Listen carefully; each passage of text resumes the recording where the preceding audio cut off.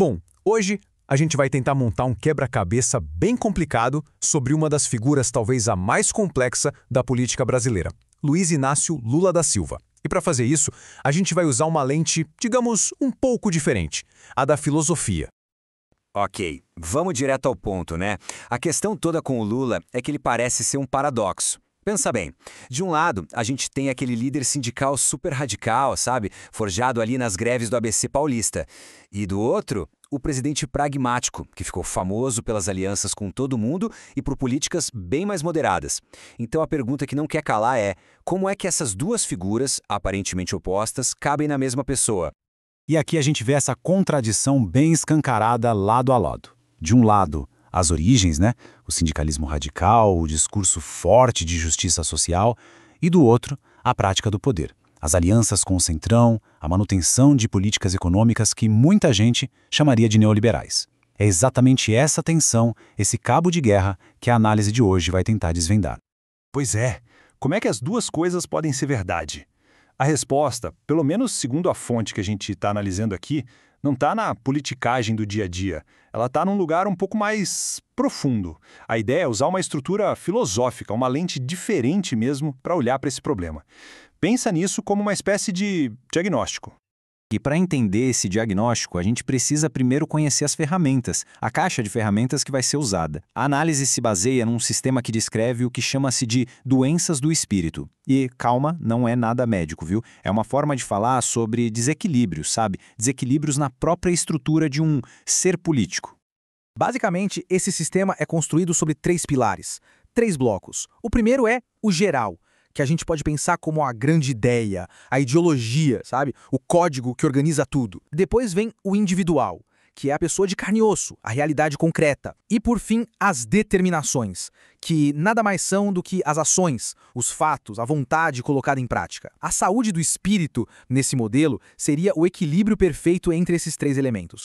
E aqui a gente tem um mapa completo dessas patologias. Cada uma delas representa um tipo de desequilíbrio, seja porque falta alguma coisa ou porque há uma recusa de um desses 3 pilares que a gente acabou de ver. Mas olha, não precisa decorar tudo isso. Para nossa análise aqui, 2 delas são absolutamente centrais, a catolita e a acatolia. O interessante é que as duas afetam o geral, ou seja, a ideologia. Só que de maneiras bem diferentes. Vamos mergulhar nisso agora. Certo. Vamos começar com o primeiro diagnóstico. A fonte que a gente está usando aponta essa como a condição de base, a raiz do problema. É o que se chama de catalita, a fome por ação. E o que diabos é catolita? Bom, é uma anomalia que acontece quando falta um geral, ou seja, quando falta uma ideologia, um código que una tudo. E o mais curioso é que essa falta não leva a uma crise, a uma angústia existencial como a gente poderia imaginar. Pelo contrário, ela gera uma necessidade quase cega, uma compulsão constante por agir, por fazer coisas. Para deixar isso mais claro, a análise usa uma metáfora bem legal vinda da biologia. Imagine protenoides. São como um monte de elementos, de peças, acumuladas ao acaso. Pensa num monte de letras jogadas numa mesa. Agora pensa em proteínas. São os mesmos elementos, as mesmas letras, mas agora elas estão organizadas por um código, por uma gramática, formando uma palavra, uma frase com sentido. A proteína tem vida, tem função, tem ordem. A protenoide é só um amontoado caótico. E é aqui que a coisa começa a fazer sentido para o nosso caso. Segundo essa análise, o lulismo funcionaria exatamente como uma proteinoide política. Ele acumula um monte de elementos que parecem contraditórios, certo? Programas de ajuda social para os mais pobres e, ao mesmo tempo, uma política econômica que agrada o capital. Alianças pragmáticas com partidos conservadores e uma retórica que não abandona a justiça social. Não parece ter um código único, uma ideologia que amarre tudo isso. São as letras, mas cadê a frase? Ok, mas se não tem um código, uma ideologia, para juntar essa colcha de retalhos, o que mantém tudo isso de pé? Como que essa proteinoide não desmorona? A resposta, dentro dessa lógica, é a hipertrofia da pessoa. Ou seja, quando falta a ideia, a pessoa cresce. O carisma ou personalismo do líder vira a única cola, a única gramática que consegue dar algum sentido para esse conjunto de ações aparentemente desconexas. Agora vamos para a segunda parte do diagnóstico. Se a acatolia é a condição de base, a acatolia é a estratégia. É como essa condição se manifesta na prática. É o que a análise chama de acatolia, o método do sucesso.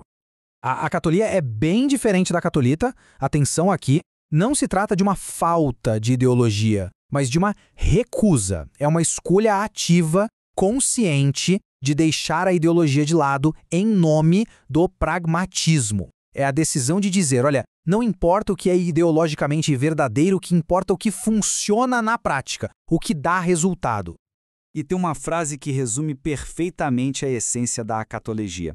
É esta aqui: a exatidão substitui a verdade. Parece forte, né? Vamos ver o que isso quer dizer na prática. Aqui a gente vê essa troca acontecendo. De um lado, a verdade, com V maiúsculo, a ideologia. Seria o petismo lá das origens, falando de luta de classes, de socialismo, de uma reforma completa do sistema. Do outro lado, a exatidão, com E maiúsculo. É o pragmatismo, a governabilidade. É o lulismo que fala de responsabilidade fiscal, de resultados concretos. A análise sugere que, para conseguir governar, a verdade da ideologia foi deliberadamente trocada pela exatidão dos resultados, como, por exemplo, os números da redução da pobreza. Para explicar o estilo de negociação política do Lula, a fonte usa outra metáfora interessante, a de uma descida, uma queda. Pense assim, no topo de tudo estaria o princípio maior, a ideologia. Se isso se perde, a gente desce um degrau. Se a virtude e a justiça também se perdem, o que sobra lá no fundo do poço? Sobra a politêsia, uma palavra que aqui significa civilidade, negociação pragmática, o bom e velho fair play.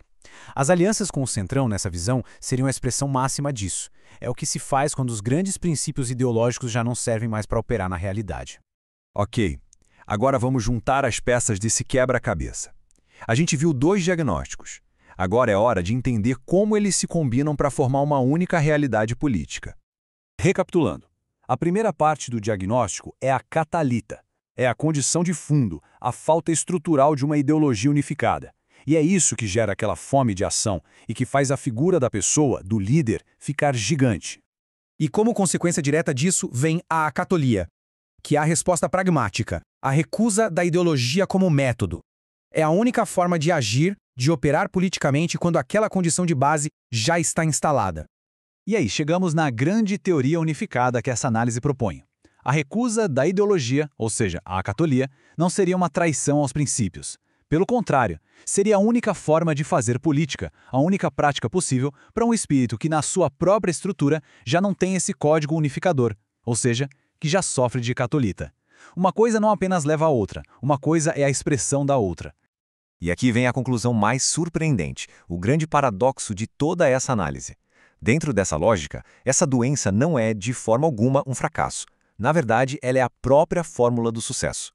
O extraordinário êxito político de Lula, segundo essa visão, não aconteceu apesar dessa condição, mas justamente por causa dela. E isso tudo nos deixa com uma pergunta final bem provocativa para a gente pensar.